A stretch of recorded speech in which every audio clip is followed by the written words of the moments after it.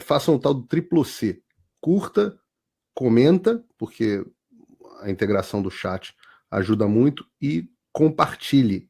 Você pode fazer essas 3 coisas que ajudam o algoritmo a aparecer. Mas eu não estou brincando não, pessoal. Dá uma paradinha agora de 1 segundo e clica no joinha, porque às vezes sabe, essa pessoa já está acostumada a ouvir isso. Não, é importante que você faça isso, porque se você não fizer, inclusive atrapalha o vídeo. Parece que o vídeo é menos relevante. Isso era grupo de gente que se reunia para bater papo? Para bater papo, estava surgindo ali a figura dos intelectuais, eram os iluministas, os sábios e tal, nos salões engraçadamente, patrocinado pela aristocracia e inclusive por parte da nobreza, inclusive da corte, né? A corte adorava essas coisas, né? Então tem um historiador que fala, esses caras financiaram aqueles que iam depois cortar as ideias que iam fazer as suas cabeças rolar. Mas isso continua até hoje, né? Continua. Os empresários. Você tá falando isso no dia que o Lula mandou um MP para taxar fundos. Então, exato. Assim... Não, eu ri demais essa história. Os caras continuam financiando aqueles que cortam as suas cabeças. E aí o Globo, nada, né? Da elite Globo, fazendo isso. E o Globo, para justificar, fala: não, vai taxar fortunas elevadíssimas. Eles usaram até uma expressão como se fundo de investimento fosse fortuna. Não, é sensacional. É uma burrice. Eu tenho que comentar sobre esse negócio em algum momento, mas eu não quero cortar porque eu estou muito interessado no que você está falando. Então existiam esses grupos... esses clubes que eram salões patrocinados ali pela aristocracia francesa e que começaram a surgir esses intelectuais. E aí o que Cauchamp fala que é interessante é o seguinte: esses grupos... mais interessante do que aquilo que eles estavam falando é o fato da sociabilidade deles, né? Então, ou seja, a associação para a verdade, a associação é mais importante do que a verdade, né? A sociedade de pensamento, a sociedade é mais importante do que o pensamento, entendeu? Então, você tem que entender aquilo pelo ambiente de sociabilidade, ali que foram criando as sensibilidades, as coisas permitidas que podem ser ditas, a cultura mesmo intelectual que ali foi fomentando. Então, eu vou até citar uma parte ali que eu acho que vale a pena citar, que ele fala. E é engraçado, porque nessa época, depois surgiu a ideia de opinião pública moderna ali, né? Apesar do Lippmann depois ter cunhado... O termo é do Lippmann. Lippmann cunhou o termo, mas o conceito, a ideia... Essa ideia, e aí esse foi realmente... Até porque era muito difícil você ter uma opinião pública sem algum tipo de meio de comunicação, né? Antes da prensa era muito difícil. Antes da prensa, exatamente. E ali também surge claramente essa percepção de que estava surgindo uma força ali política nova, né? Vários personalidades da época falaram isso. Até um pouco depois, né, o Napoleão Bonaparte falava, né? Nada resiste essa força invisível e misteriosa que se chama opinião pública, né? É engraçado porque o Napoleão Bonaparte era um homem de armas, né? Era o cara que detém o poder político militar, né? Ele estava falando que o mais forte ali era um poder do qual ele não era detentor, assim, digamos, de primeira mão, né? Então já assustava também com esse tipo de poder. Mas aí o Cauchamp fala assim uma coisa interessante, ele fala: antes do terror sangrento de 1793, já havia de 1705 a 1780, na República das Letras, um terror seco, do qual a enciclopédia foi o Comitê de Salvação Pública e o d'Alembert foi o seu Robespierre. Ele ceifa reputações como o outro ceifa cabeças. A sua guilhotina é a difamação. E aí o François Olha que interessante. Muito interessante. Então, antes do processo revolucionário, antes de você caçar a cabeça das pessoas, literalmente, você caçava as ideias das pessoas. As ideias, você já tinha o cancelamento ali, né? Então, isso que eu ia falar, provavelmente bloqueavam o Twitter do cara da época. Isso. Chamavam de blogueiro bolsonarista. Isso. O Cauchamp fala sobre do Robespierre. O Robespierre é um fiscal do consenso. Ele chama o Robespierre de fiscal do consenso. É muito interessante, porque isso foi escrito em 1907, sei lá, uma coisa assim, muito avant la lettre, assim, né? Interessante a gente perceber isso e ver o processo contemporâneo, né? E aí eu vou citar o que o François Fourier fala do... François Fourier é um grande historiador também da Revolução Francesa, né? Que escreveu aquele livro também. Foi um dos decepcionados com o comunismo, né? Escreveu aquele livro O Passado de uma Ilusão, que é um livro famoso dele, que digamos, se desiludiu com o socialismo e tal. Escreveu esse livro, e era um cara que estuda muito a Revolução Francesa dessa perspectiva, né? Ele fala assim, tá falando do Cauchamp, né? Ele fala: a sociedade de pensamento, por definição, não pensa, ela só fala. A verdade socializada que resulta dessa química particular das assembleias não é pensamento, mas consenso.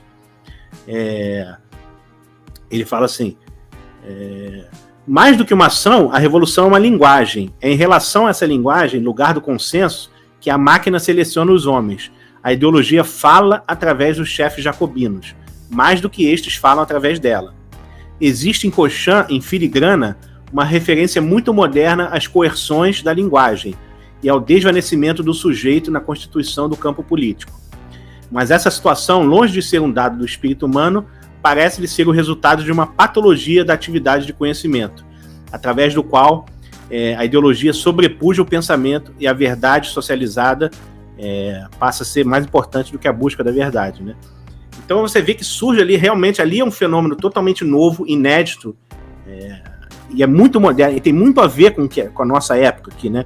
Se você, digamos, tô assim impressionado.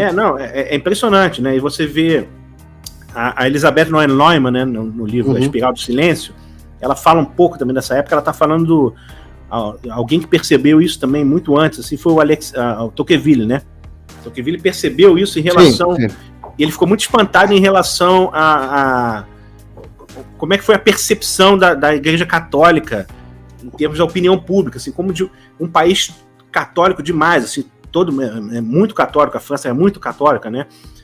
Como é que aquela opinião, ser católico passou a ser uma coisa meio vergonhosa em pouco tempo. Queimação de filme, né? Queimação de filme, coisa de anos, as pessoas começaram a ter vergonha, ninguém falava, né? E o Alex Tocqueville e a Noelle Neumann fala assim, né? Não, acho que o Tocqueville mesmo que fala. Ele mesmo. Ele falava que aqueles que mantinham... está no Antigo Regime e a Revolução, o livro do Tocqueville, né? Ele fala assim, aqueles que mantinham sua crença nas doutrinas da igreja tinham medo de estar sozinhos em sua lealdade. E temendo mais o isolamento que o erro, professavam partilhar dos sentimentos da maioria. Olha que interessante, né? As pessoas temem mais o isolamento do que estarem erradas, ou estar cometendo fazendo alguma injustiça, né? Elas temem mais ficar isoladas. E aí, é a tese da Noelle Neumann na Espiral do Silêncio, né? Exato. Eu sempre falo isso, mais do que para convencer. Eu falo muito mais menos para convencer as pessoas do que eu estou falando, e muito mais para que elas percebam que elas não estão sozinhas e não ficaram loucas. Exato, porque esse que é o mecanismo, Paulo, porque o que é esse consenso? Esse consenso é totalmente fictício, totalmente artificial, porque as pessoas, como a opinião, digamos, da maioria, mesmo, digamos, numericamente majoritária, mas ela é dispersa, né? Então eu não sei o que aquele meu vizinho acha daquela coisa, eu não sei aqui. Então, quem ocupa o centro são os pequenos proprietários da palavra, digamos, os aristocratas da palavra, eles ocupam o centro, para onde todos olham, né? Digamos, ele ocupa o centro da formação de opinião.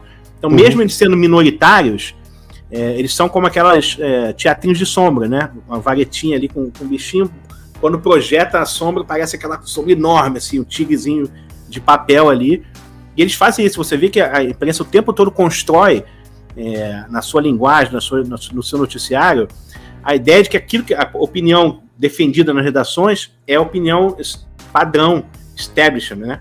É aquela contra a qual você não pode ir sem se tornar uma criatura excêntrica, uma criatura bizarra, né? Uma criatura que está, digamos, fora do mundo. Quando, na verdade, na realidade não é isso. Na verdade, aquela opinião é a opinião excêntrica. A opinião da redação, que é uma opinião minoritária e esdrúxula e exótica e que segue modismos intelectuais, né? Enquanto, digamos... aquela notícia de... usar calcinhas vira tendência entre homens. Isso. Né? Como assim? Como é que vira tendência? Você não vê isso, né? Você desce na rua, você não vê, né? Nunca vi ninguém usando calcinha, nenhum homem usando calcinha. Nunca vi. Pois é.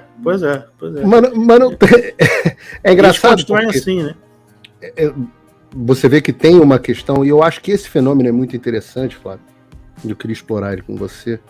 Esse fenômeno do descasamento entre o mundo onde esses caras vivem e, portanto, a espiral do silêncio deles e a espiral do silêncio do resto da sociedade.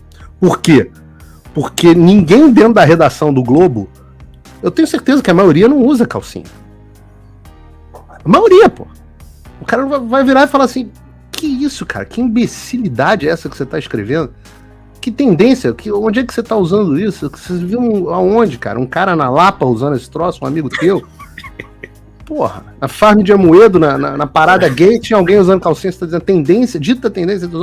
Eu acho que muita gente pensa isso e pensa que é ridículo, mas ele tem medo do isolamento dentro do grupo dele, o que é pior, né? Porque no caso desse grupo, existe um sistema perverso de incentivos financeiros. Sim. De forma que se você adere ao que o Constantino gosta de chamar de apatota, né? Se você adere ao grupo, se você faz parte, se você pertence, todas as oportunidades se abrem. Claro. E se você não faz, todas as portas se fecham. E aí você propicia a criação de eunucos invertebrados. Claro. Né? Que vão lá subservientes.